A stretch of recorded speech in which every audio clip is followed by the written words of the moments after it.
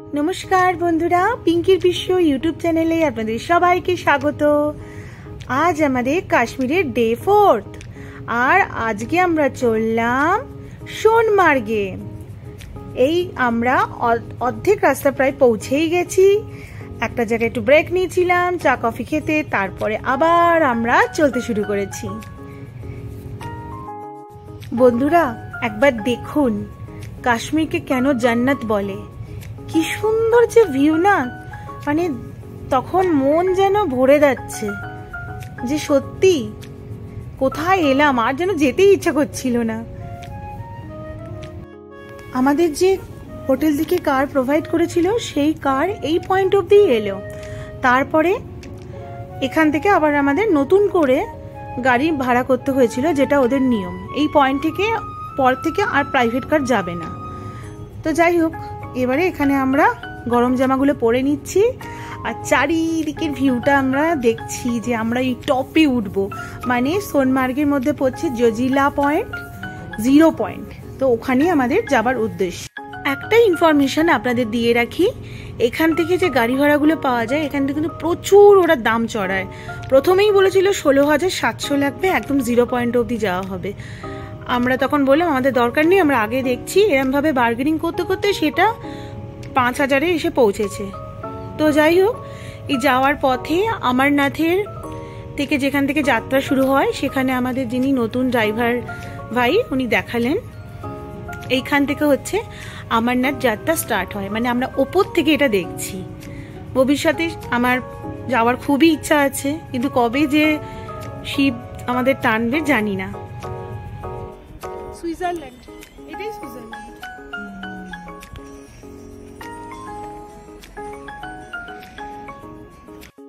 এই জজিলা পয়েন্টের যাওয়ার রাস্তার পথে একটু স্ন্যাক্স ব্রেক নিলাম।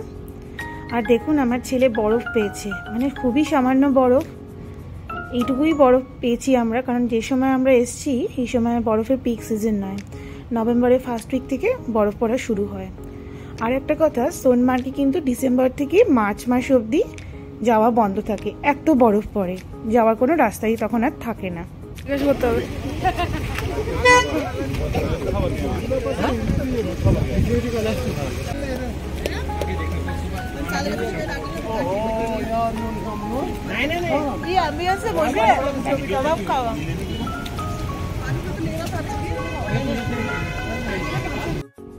এক প্লেট ফিশ কাবাব আর চিকেন কাবাব মিলিয়ে দিয়েছিল 200 টাকা দাম, কারণ পাহাড়ের ওপর দাম হবেই।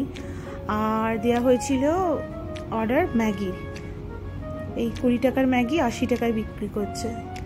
ওই অল্প অল্প খেয়ে নিয়ে আবার আমরা জজিলা পয়েন্টের দিকে রওনা দিলাম। তুই নিয়ে এলি গ্লেসিয়াস থেকে, ওই যে টপ থেকে গ্লেসিয়াস থেকে সব আসছে। আপেল নিতে গেছিল, আপেল। চলো কাশ্মীর যে জজিলা পয়েন্টের সেই ভিউটা, এখানে দাঁড়িয়ে একটু আমরা ছবি তুলে নিলাম। মানে এটা অমরনাথের পরেই এই পয়েন্টটা পড়ছে। এই দেখুন কি সুন্দর।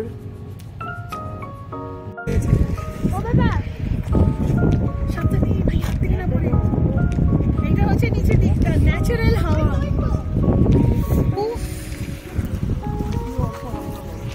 হালকা হালকা ঠান্ডা লাগছে আমার, বেশ ঠান্ডা।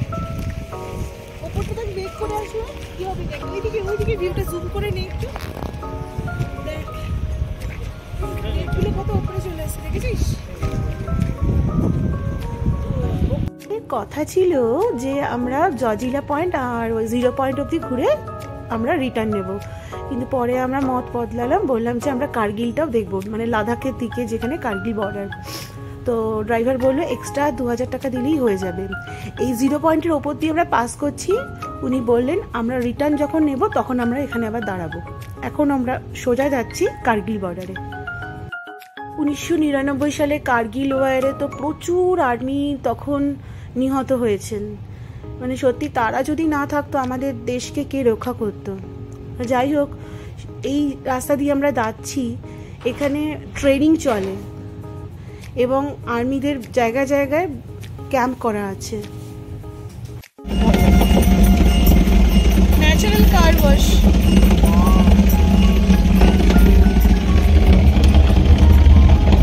ঝর্ণার জলে আবার এই ড্রাইভার ভাই আবার নিজের কার ওয়াশ করে নিলেন। দারুণ না ব্যাপারটা? লাদাখে যাইনি, 0 পয়েন্টে এসেছিল। এবারে আমরা যাচ্ছি 0 পয়েন্ট থেকে বেরিয়ে কার্গিল বর্ডারের দিকে। এইটা হচ্ছে কার্গিল পাকিস্তান বর্ডার। পাকিস্তান বর্ডার? পাকিস্তান এত ছোট, মানে লাদাখ এত ছোট? এই হচ্ছে পাকিস্তান বর্ডারের দিকে যাবো এখন। এই হচ্ছে ভিউ, বাইরের ভিউ। ও কার্গিল, কার্গিল পাকিস্তানের বর্ডারে? না করলে আসবে না। মাউন্টেন, সব পুরো মাউন্টেনটা। আর এগুলো সব গলি চলি ফুটো ফুটো করেছে। একটু আগে দেখলেন না পাহাড়ের গায়ে ফুটো, ওখানে আর্মিরা ট্রেন করায় আর কি, ওই বন্দুকের গুলি ছুটে ছুটে ওখানেই ট্রেন করায়। আর এই যে আমরা এই কার্গিলের পথের উদ্দেশ্যে যাচ্ছি, এইটা 0 পয়েন্ট থেকে প্রায় 84 কিলোমিটার। আমরা ড্রেসের ওপর দিয়ে গেছিলাম, পৌঁছে গেছি কার্গিল ওয়্যার মেমোরিয়াল। ওখানে সবাইকার আধার কার্ড দেখতে চাইলো, আর ভেতরে কোনো রকম ব্যাগ বা জলের বোতল অ্যালাউ নয়। তো হাজব্যান্ড জলের বোতল নিয়ে ঢুকছিল, বললো স্যার আপনি ওটা ভেতরে রেখে আসুন, গাড়ির ভেতরে রেখে তারপরে আসুন। আর বেশি মানে ওখানে জোরে কথা বলা যায় না, অনেক রকম নিয়ম আছে। কয়েকটা জায়গায় ফটো একদম রেস্ট্রিক্টেড, সেই জায়গায় ফটো তুলতে বারণ করা হয়েছিল, সেই জায়গায় আমরা তুলিনি। অভিজ্ঞতাটা আপনাদের সঙ্গে আমি শেয়ার করছি, কি দেখলাম ওখানে।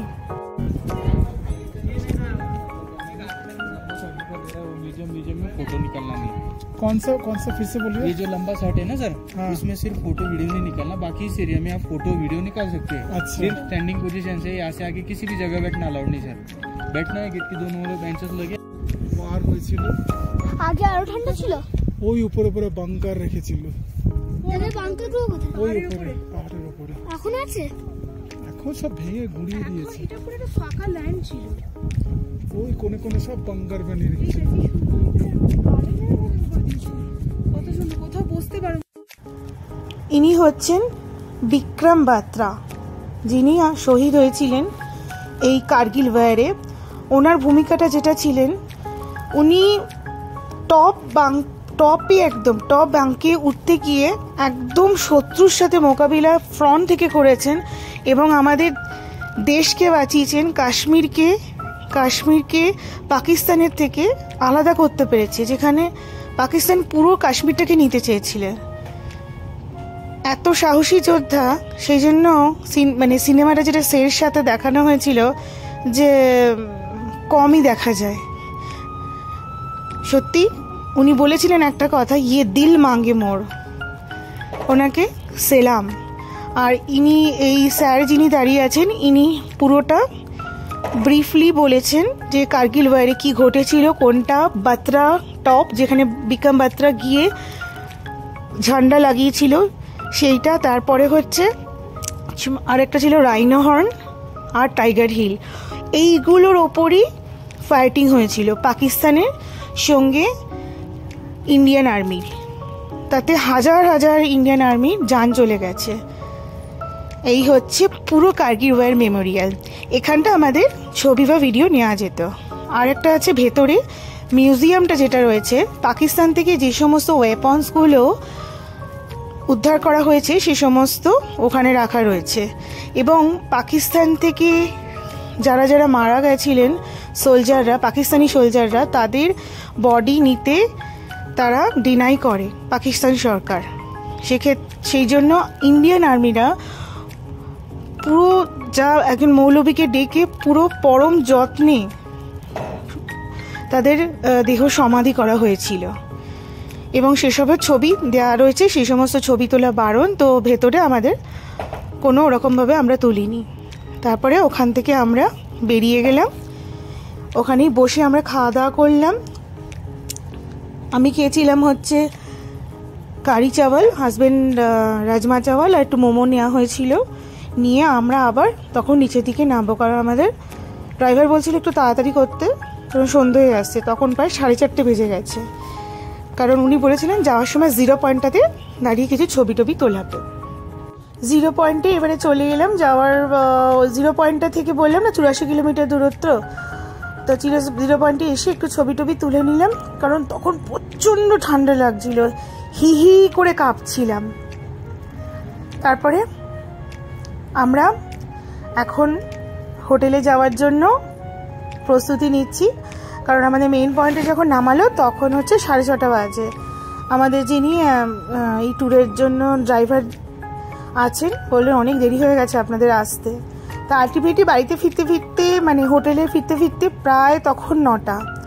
ভীষণ টায়ার্ড ছিলাম, সেই জন্য কালকের ব্লগিংটা করা হয়নি। আর আমার নেক্সট কাশ্মীরের ব্লগটা দেখতে হলে চ্যানেলটাকে সাবস্ক্রাইব করবেন। সবাই ভালো থাকবেন, সুস্থ থাকবেন। এখনকার মতন চলুন, টাটা।